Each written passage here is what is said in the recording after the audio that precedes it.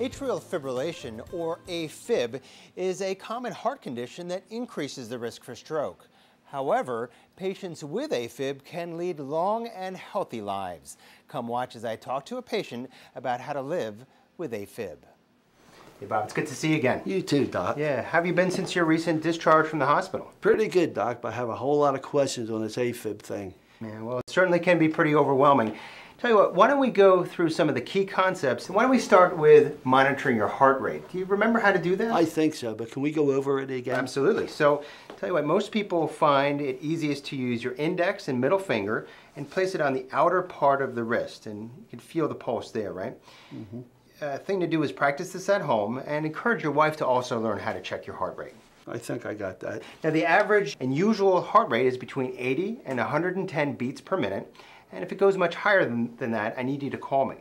Okay. All right. Of course, when you exercise, you can expect it to go higher than that.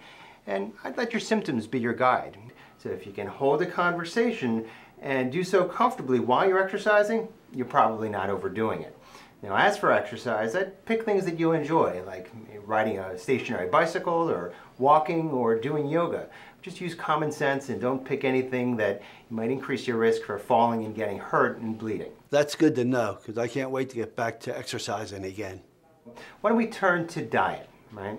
It's important to stay on a heart-healthy diet. That's one that's low in saturated fat and salt, and high in fruits and vegetables. Now, importantly, you don't want to vary it too much day to day. That's especially critical if you're on a blood thinner called warfarin.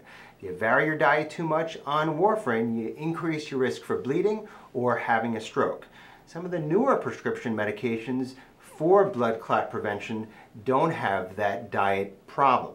I got it. All right. Now, alcohol, I probably would limit yourself to 1 drink a day, and some people can't even have that. They're too sensitive to it. Okay.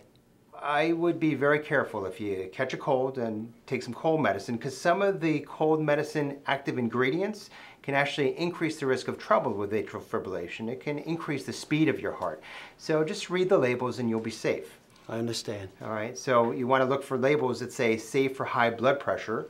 And if you have any questions, just give me a call. Will do. All right, now as for calling me in general, if you get symptoms of atrial fibrillation, palpitations, shortness of breath, or dizziness, call me. Absolutely. So now if you're having symptoms of a stroke, which is the most feared complication of atrial fibrillation, you need to call 911 and get to the emergency room as quickly as possible. What are the symptoms of a stroke, Doc? Well, it's a good question. So it's a drooping of the face, an inability to raise an arm or a leg, or slurred speech. I understand. All right. Well, now listen, we've started you on a bunch of new medications after the discharge, including the blood thinner. So it's really important that you take the medicines exactly as prescribed and not miss any doses. Do you have a strategy that might help you do that? Well, for me, I fill my pill tray every Sunday morning before I go to church. I put my pill tray along with my toothbrush, so when I brush my teeth every morning, I take my medicine exact same time. That is a great plan. Smart lifestyle choices can keep people with atrial fibrillation healthy and out of the hospital. If you have any questions about AFib, talk to your own healthcare team. I'm Dr. Doron Schneider, and this has been another tip to help you live a healthier life.